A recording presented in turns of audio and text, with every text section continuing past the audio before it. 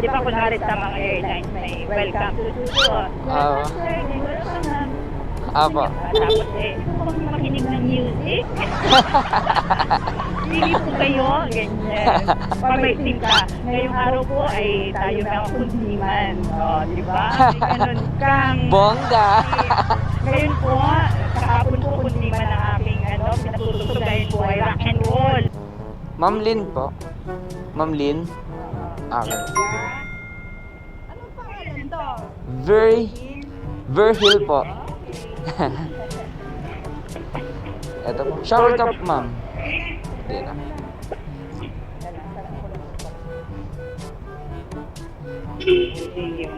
Marami nga po nagkakamali sa banggit ng pangalan ko.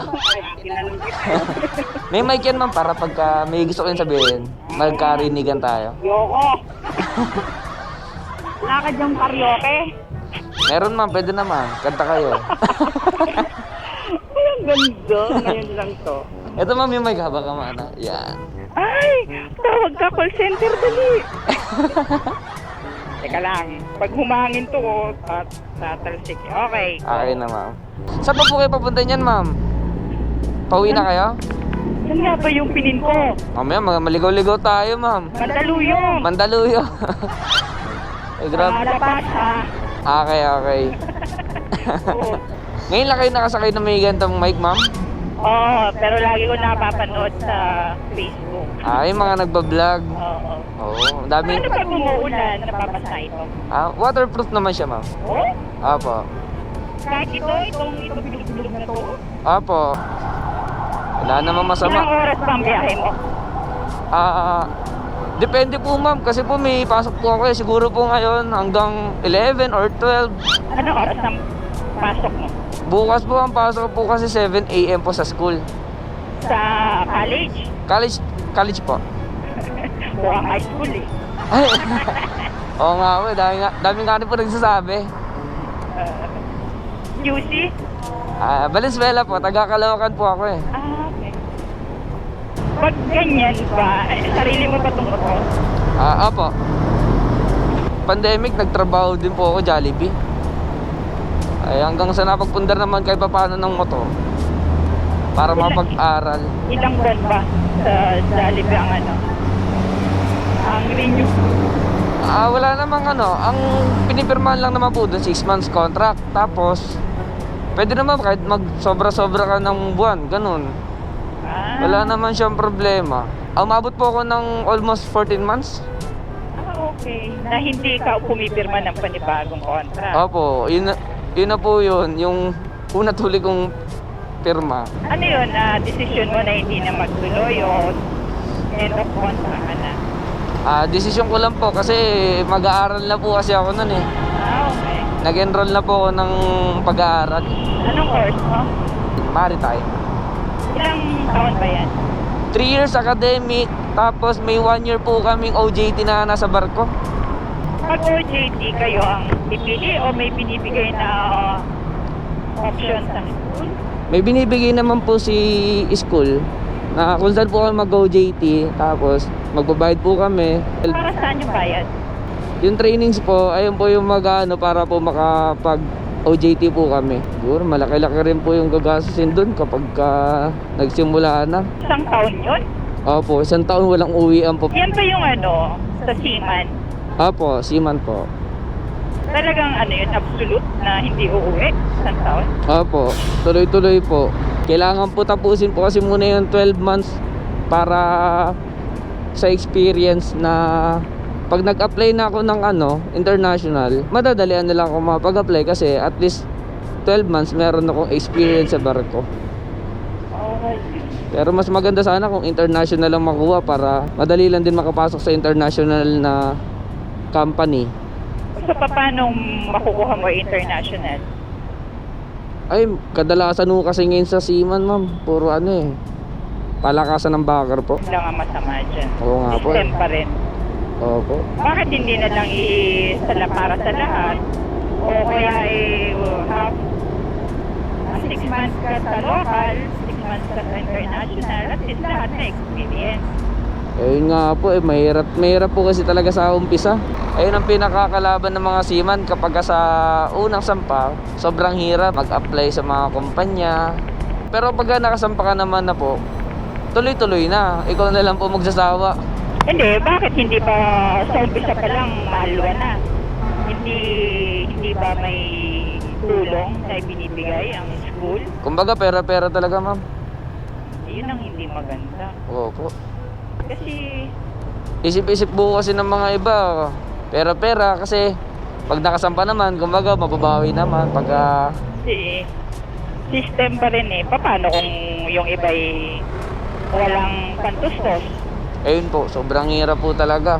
At yung iba ay simpleng estudyante lang na wala talagang kakilala para tumulong. Meron naman po na may mga ganun naman pong pangyayari na talagang sipag lang talaga.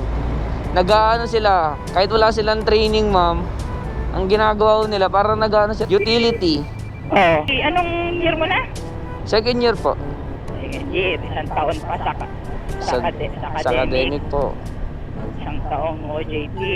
Tayo ka na lang sarili mong bangka. Magkano ba ang budget kung babayad sa training? Kulang-kulang siguro maabot din ng 40,000. Sa isang taon. Oo, po. Malapit na po pala tayo. Okay, may isa rin bundaan. Pero dito meron. Mabilis lang po yung biyahe, no, ma'am, kapag nakikipagkwentuhan. Oo. Ito naman antok na antok ako. Ang hirap naman po kasi makipagkwentuhan kapag walang ganito. Ala, hirap na hirap ako. Kasi yung yung boses, matangay nung hangin. Opo, tinatangay ko niya. Pag yung salita kayo napupunta, wala, hindi na umaabot dito. Kaya, panay anong rinig nyo, ha? Ay, Tek na yan, nakainig na lang. mapapailing. Parang gusto mo na lang, sige kuya, mamaya na lang magkwentuhan. Magkano ganito? Ay, etong po, intercom. Oo. Ayan po, ma'am, nasa 1.8, nasa 1.5. Oo. Tapos ito po, 3.5. Aba, abit mahal yan. Opo. Ito kasi po, ma'am, nauna po itong bilhin eh. Bago po yan. Ah, hindi siya set? Hindi po siya set kasi kung isi-set ko po, mahal, 7,000 po dalawa. Try mo rin kasi, pwede ba siyang Alin po? dito? Diyan, mag-record ng mga kanta. Eto ma'am, kaso ma'am, mas maganda sana kung pares tayong ganito. Tapos, pwede ma'am, kunyari, papatugtog ako. Pares Oo, po maririnig ko. Apo, yung tugtog ko, madidinig mo. Merong ganon? Opo, ito po, itong brand na to, kung 2 piraso po siya. Yung Oo. KY Pro Tapos na pwede mo siyang, di ba kunwari sa mga airlines, may welcome to Sudo. Oo. Apo. Tapos ano tawag dito? Hindi mo bang makinig ng music? Hindi po kayo, ganyan. Pag may sim ka, ngayong araw po ay tayo ng kundiman. O, di ba? May ganun siyang Bongga. Ngayon po, kahapon po kundiman ng aming pinatutugtog dahil po ay rock and roll. Ano siya? Eh di kung alam niya yung kanta, sasabay siya. Alam ka na. Pwede ko po bang i-post to habang kumakanta kayo para okay, mobile. Patok yun. Sige ma'am, next time i-request po natin kay Fredcon. Karaoke mobile.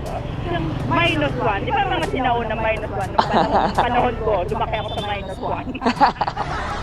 Sasabay siya. Dito na lang tayo sa gilid. Huwag ka na pumakot. Ay, okay, babal. Dito na lang ma'am. Okay lang. Doon. Pipituhan tayo. Okay. Ayoko magpapasok dyan. Ayan, diba? Masungit? Hindi ka dyan. Hindi naman sila masungit. Kaya lang, Maraming hinahanap? nahihiya rin ako sa mga pupunta pa ako doon. Okay, sige. Anep. Aray ko, Diyos ko, matanda na ang lola. Alright. Ganun yung ano mo. Apo. Ano tawag doon? Mimik pa. Gimmick. Tapos paano ka? Sige. Karaoke mobile. I-request natin yan ma'am. Kay Fredcon. Halimbawa, may estudyante ka. Hindi ka Kung anong gusto nyong kanta, no? Para enjoy kahit malayo ang biyahe. Oo, kaya pag may mga may playlist ka na. Para alam na niya kung ano.